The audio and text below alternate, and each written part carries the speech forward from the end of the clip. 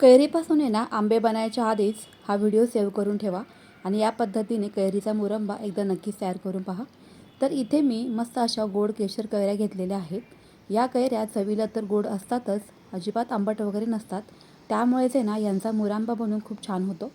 तर इथे या कैऱ्या स्वच्छ अशा पाण्याने धुवून घेतल्यानंतर जो वरचा भाग आहे ना तर तो काढून घ्यायचा आहे। चीक वगैरे काही असेल तर पुन्हा आपल्याला स्वच्छ पाण्याने धुवून घ्यायचा आहे, म्हणजे त्या ज्या कैऱ्या आहेत त्या कडवट वगैरे लागत नाही।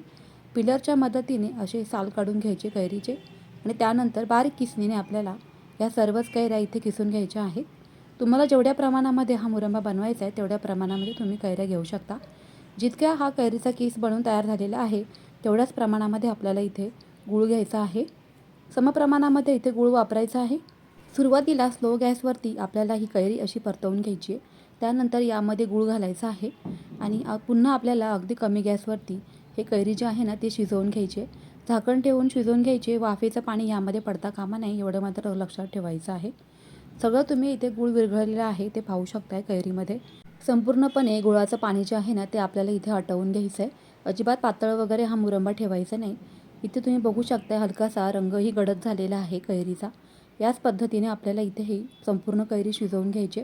त्यानंतर यामध्ये 1 चमचा वेलची पावडर घालायची आहे आणि 3 ते 4 लवंग घालायचे आहेत। लवंग घातल्यामुळे मुरंब्याला मस्त अशी चव येऊन जाते।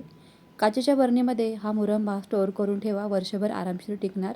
तुम्ही जर का कैरीचा मुरंबा कधी बनवला नसेल तर या पद्धतीने रेसिपी नक्की ट्राय करा। आवडली तर लाईक करा, शेअर करा, सबस्क्राईब करा चॅनेलला। पुन्हा भेटूया, तोपर्यंत बाय।